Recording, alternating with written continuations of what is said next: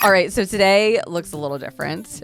So today's topic is a two-part series. So you get 2 days and then follow up next week to see part 2.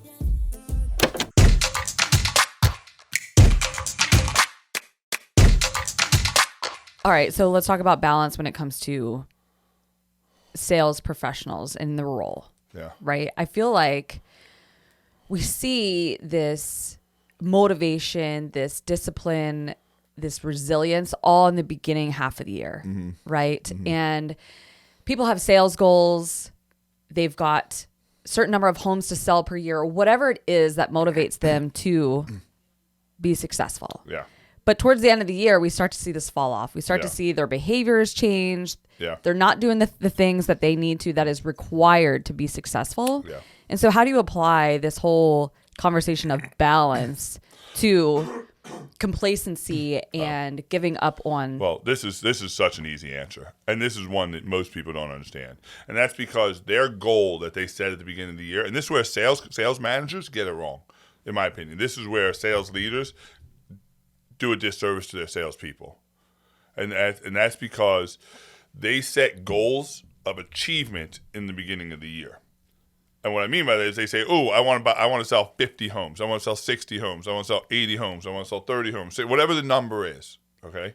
They give them a number. Now, there's nothing wrong with the number, but a number without context is useless. And so what I mean by that is, so the reason you see the fall off, this is why you see the fall off. Because they get shot out of a cannon, 50 homes, 60 homes, 100 homes, whatever the number is, right? They have this intrinsic motivation, like, oh, I'm going to do this. And they come out like really fast, and it's all about achieving this number. And then come like the end of the third quarter, and they start to realize either they're not going to hit this number, or they already hit the number. It's a laydown, or it's unachievable. So now it's no longer about hitting this number. Then motivation kind of dies out, and you just start packing it in for next year. This is what happens. And they're tired.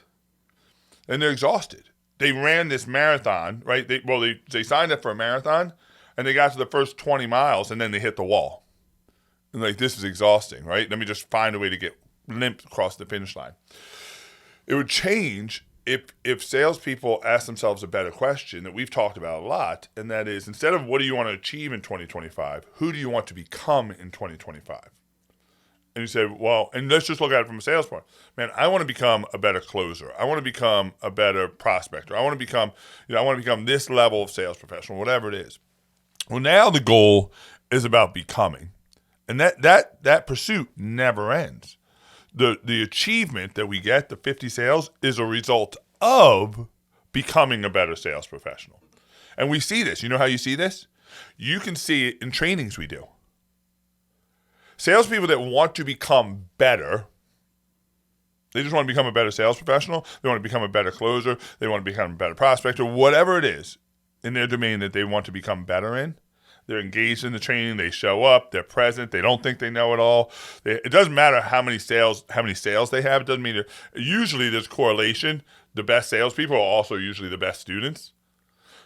but we see it. And so if we have a team full of amazing sales professionals that are on a pursuit to become better in their craft, better in their trade, they're all invested. They're all showing up. But salespeople that just want a number, they don't show up. And if they show up, they're not present. Or they have this ego about them that says, I don't need coaching, I don't need training, I'm above it. I'm telling you, I see this every day. And so the reason people fizzle out is because they've set the wrong target.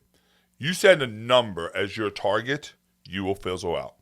If you set a vision of who you want to become, it'll sustain you throughout the year. It'll sustain you throughout your life. That's why, hence, the other bracelet I wear is betterment, because I'm in a pursuit of being better. I believe I am an expert in selling. That's what I believe.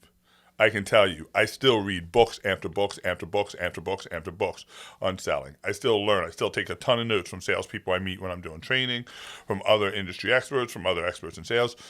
The minute I believe I've hit a number, my company's made $10 million, $30 million, $100 million, whatever. Once I hit that achievement number and I just stop learning, I'm going to fall off really fast. That's why the number is the result of, not the pursuit tool.